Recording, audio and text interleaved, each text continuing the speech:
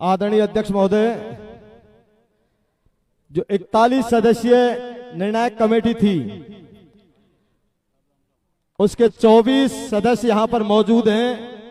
कमल सरपंच जी और आ चुके हैं, उनकी गाड़ी देखिए मैंने अभी आ गए सर जी, बहुत बहुत धन्यवाद।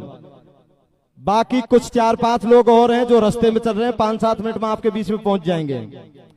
आपसे निवेदन है, निर्णायक कमेटी के साथ साथ आप सभी पंचपटलों से निवेदन है कि समाज की जाजिम का मान और सम्मान कैसे रहे, आप उस पर प्रकाश डालें, अन्य बिंदु पर प्रकाश ना डालें। सभी वक्ता अपने अपना विचार रखें, कैसे वो समाज की बात रह सकती है उसके ऊपर आप अपनी बात रखें। आज कोई पर्ची सिस्टम नहीं है, जिसको जो बोलना है वो बोले। हाँ अध्यक्ष महोदय, पंचों, सदन का आदेश है, आज कोई पर्ची नहीं चलेगी, न हम कोई नाम नोट करेगा सेक्रेटरी। इस प्रकरण में जो भी पंच बुद्धिजीवी बजाय आगे पीछे के अगर सदन के बीच में अपनी विचारधारा रखे तो बेहतर रहेगा। मैं अर्ज करूंगा सभी पंचों से, जो भाई अपने विचार रखें वो खुली मंच पे अपने विचार रखें। आओ पंचों, सभी रखो अपने।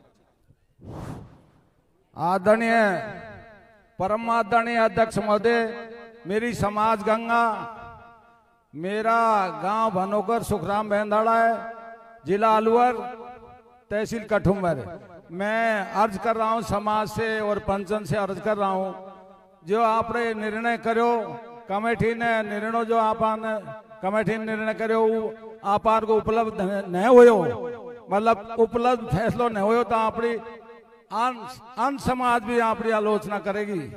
अगे मीनान के काई पंचायत एक दिन फैसलो कर दे वो उपलब्ध नहीं हुए तो अपनी बहुत आलोचना होगी। मेरी हाथ जोड़ निवेदन है पूरी समाज से, आगे वो रोसी गांव के जो पंच हैं उन्हें बुलाए अपना फैसला अदा कराएं। मेरी तो यही अर्ज है सब समाज से। राम राम, जय भैरव बाबा। आदरणीय अध्यक्ष महोदय, पंच व गंगा समाज को मेरी ओर से राम राम साहब। ताराचंद मीणा उकड़ून, नहीं मीणा उकड़ून।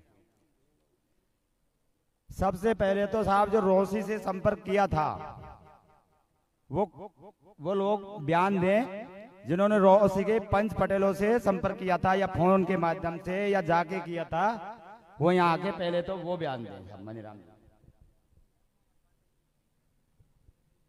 आदरणीय सभापति जी के श्री चरणों में निवेदन है, आप सदन को अवगत कराएं। आपने जो सीताराम जी सरपंच साहब से दूरभाष पर बात की, उन्होंने क्या जवाब दिया।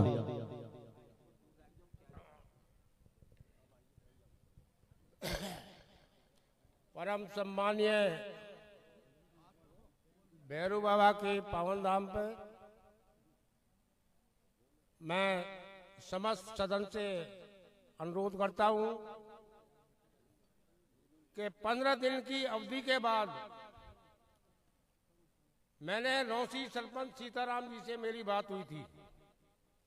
मैंने फोन से उनसे बात करके मैंने की सरपंच साहब, आपके जो कमेटी ने निर्णय लिया, महासभा में जो निर्णय हुआ वो 15 दिन का टाइम आपको दिया, तो आप 15 दिन की बजाय हमने आपको 18 दिन बाद बात करी है, तो आप हमको कुछ जवाब दें कि भाई वो पैसा आपको पहुंचाना है कि या नहीं पहुंचाना है। सरपंच साहब ने मेरे से बात की, उन्होंने कई बात मुझे बताई।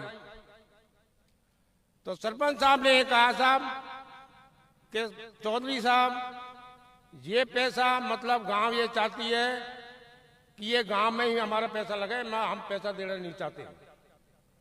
ये सीताराम सरपंच साहब थे मेरे सामने बैठे, बोले साहब आप पृथ्वी सरपंच से, पृथ्वी पटेल से बात करो।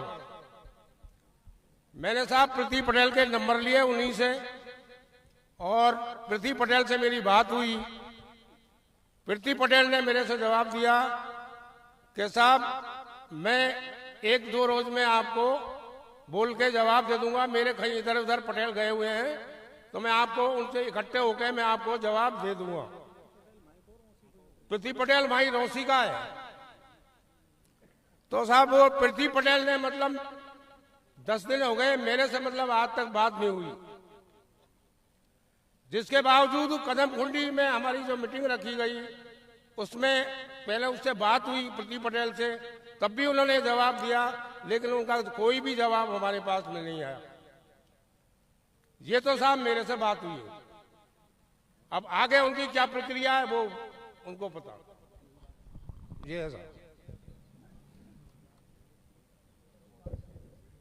आदरणीय अध्यक्ष महोदय, अभी जो पूर्व की पंचायत और वर्तमान महापंचायत के सभापति सम्माननीय रामनिवास जी चौधरी जी टोडा भीम ने जो दूरभाष पर सरपंच साहब रौसी से बात हुई वो वृतांत आपको सुनाया।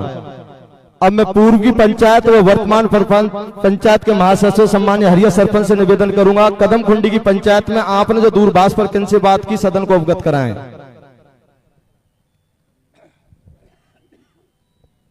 आदरणीय अध्यक्ष महोदय, देखिए 4-5-7 दिन होगा, देखिए शायद कदम खुंडी में एक मीटिंग थी 20 तारीख, हाँ। तो उस मीटिंग में हम आए, आने के बाद में चर्चा चली कि भाई वो राशि नहीं आई, फैसले क्रियान्वित नहीं हो पाई। इस बात को लेकर के हमने उनसे संपर्क किया, भाई उनसे संपर्क करो कि वो क्या चाहते हैं, उन्होंने फैसले की पूर्ति क्यों नहीं की। इस बात को लेकर के उनसे संपर्क किया टेलीफोन द्वारा, और टेलीफोन द्वारा बात हमने उनसे पूछा, मैं ना तो भूल गया, पहले तो शायद वो कटकड़ का सो हुई थी बात, रामस्वरूप जी से, हाँ रामस्वरूप जी से बात हुई थी, हाँ हरकेश, नहीं हरकेश तो बाद में हुई, पहले रामकेश जी से हुई। तो रामकेश जी से मैंने अर्ज करी कि रामकेश जी, नहीं वो रामस्वरूप जी, कि रामस्वरूप जी जो फैसला 27 तारीख को करीरी में हुआ था समाज के बीच में, उस फैसले की क्रियान्वित क्यों नहीं हो पाई। इन्होंने जवाब दिया कि फैसले क्रियान्वित हो गई है, राशि आ गई है, पंचों के बीच में जमा है। मैंने कहा कि उस राशि को आप वहीं लेकर के क्यों बैठे हैं, उसको समाज के बीच में आनी चाहिए राशि को। तो इन्होंने कहा कि राशि तो जहां का दंड होता है वहीं रहती है, इसलिए राशि सुरक्षित वहीं जमा है। इसके बाद रामकेश जी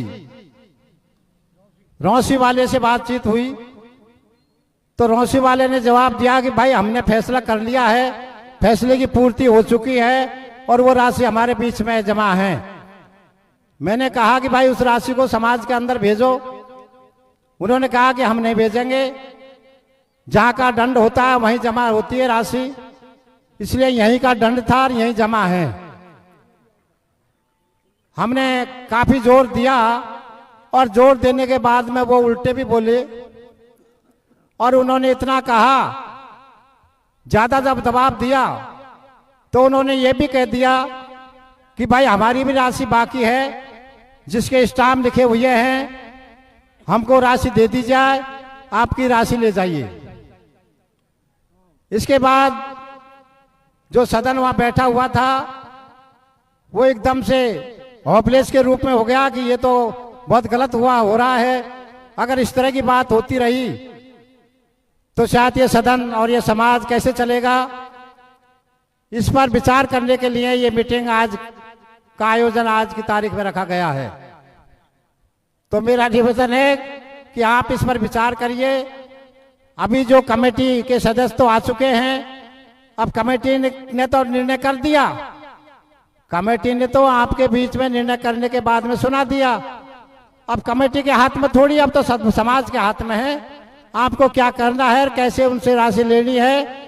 देखो सौहार्दपूर्ण ही बात करें, आवेश में आकर के भी बात न करें, और इस तरह से कोई रास्ता निकालिए जिससे कि वो राशि समाज के बीच में आए और हमारी जो बीच में जो दरार पड़ने की जा रही है वो दरार न पड़े और हमारा समाज एक ही रहे, ऐसा मेरा आपसे निवेदन है।